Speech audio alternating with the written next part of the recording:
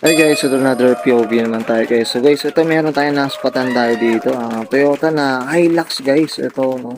So guys, ito yung isa sa mga gusto kong Hilux guys. Sobrang pogi rin talaga. So up tayo dito sa owner na ito guys. So sana ma-feature din natin. So yun, no. Ganda ng color guys. Napakakinis at napaka ano talaga.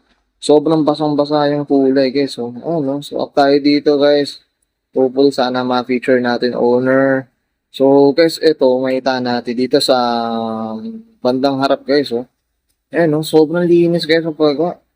So, ito kahit yung mga ilaw, napakalinis. Ayan guys, dito naman sa harap, makita natin may fog lamps dito guys, oh. Jaos ang nakalagay guys, oh.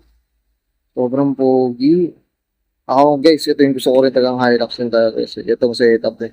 Gusto to guys, check natin yung mags naman. Ito, Jaos din guys, oh.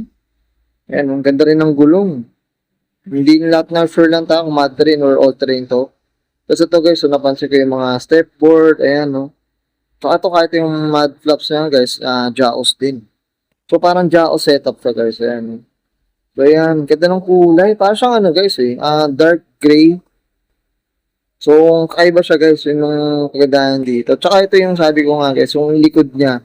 Kakaiba guys. Dun sa, alam naman natin yung ano, yung sa kasa, iba yung itsura. Pero ito guys, so iba, di ba? Ayan, no? So ito guys, so napansin ko, ano, yung mismong cladding niya, ayan, no? Carbon, guys, oh. Ayan naman yung muffler niya, guys. Sobrang solid, guys, oh. Tapos ito, bandang likod, guys. Ito, naka-clear tails pala to. Grabe, oh. Alimo sa gawa dito, guys, oh.